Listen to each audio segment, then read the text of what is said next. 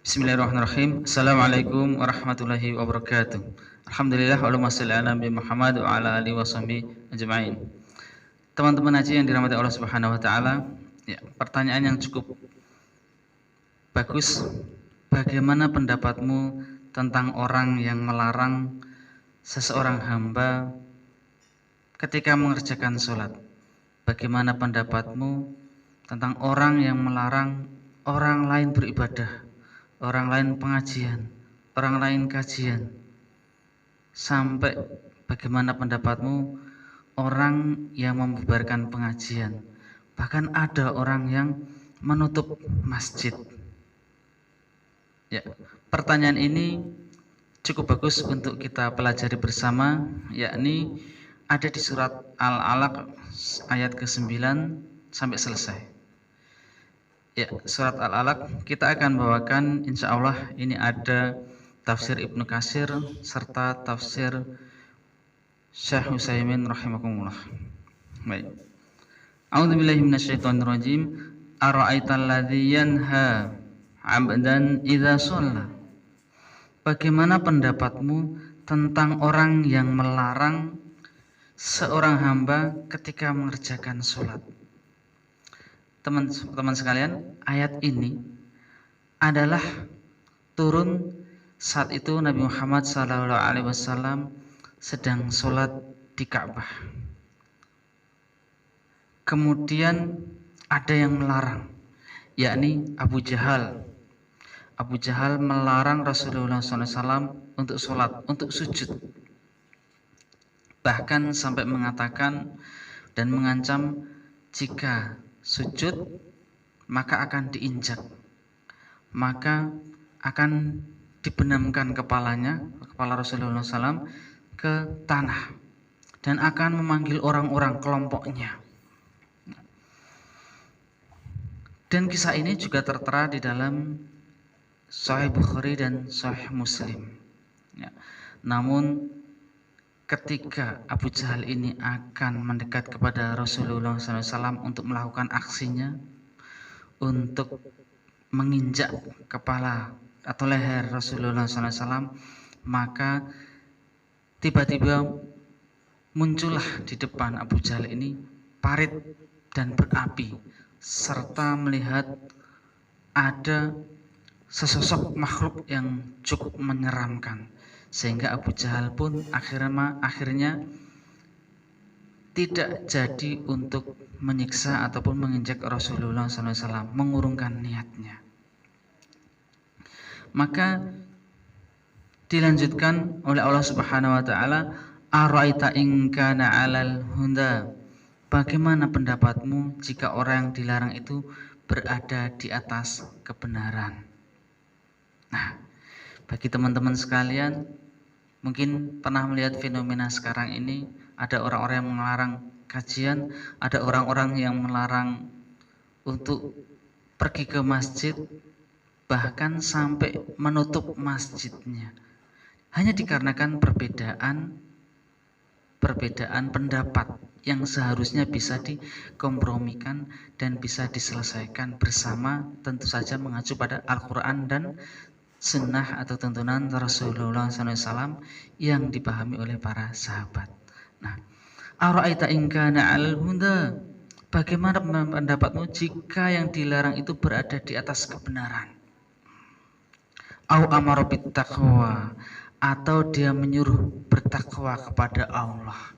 Yang dilarang itu bisa dalam kebenaran dan mengajak kepada ketakwaan kepada Allah Subhanahu wa taala. Maka Allah pun mengingatkan kita semua, alam ya'lam bi annallaha yara. Tidakkah dia mengetahui bahwa sesungguhnya Allah melihat segala perbuatannya? Kita yakin di antara sifat Allah Subhanahu wa taala adalah Allah Maha melihat perbuatan manusia, baik sendiri ataupun dilihat orang lain.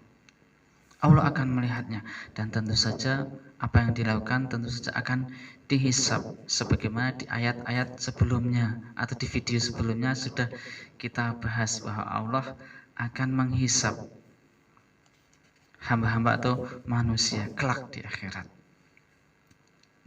Teman-teman yang dirahmati Allah Subhanahu wa taala,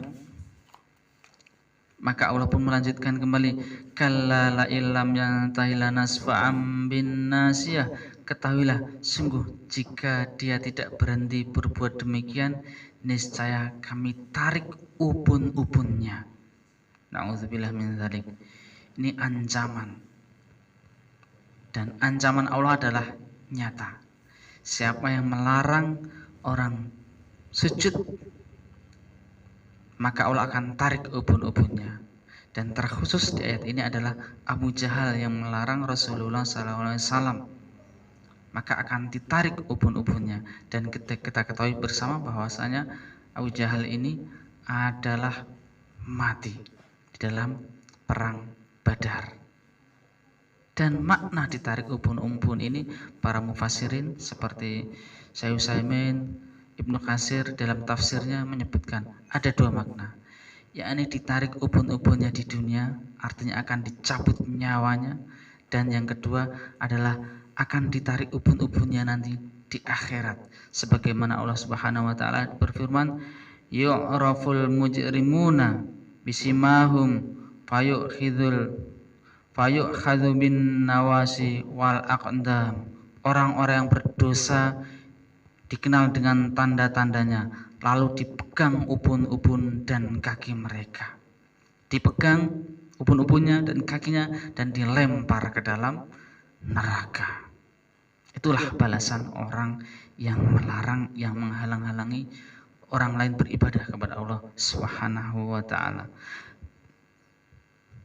Kalla la illam yantahi lanasfa'am bin nasiyah, ketahuilah semuanya jika dia tidak berhenti berbuat demikian, niscaya kami Allah tarik ubun-ubunnya. Nasiyatin kadzibatin khati'ah, yaitu ubun-ubun orang yang mendustakan lagi durhaka.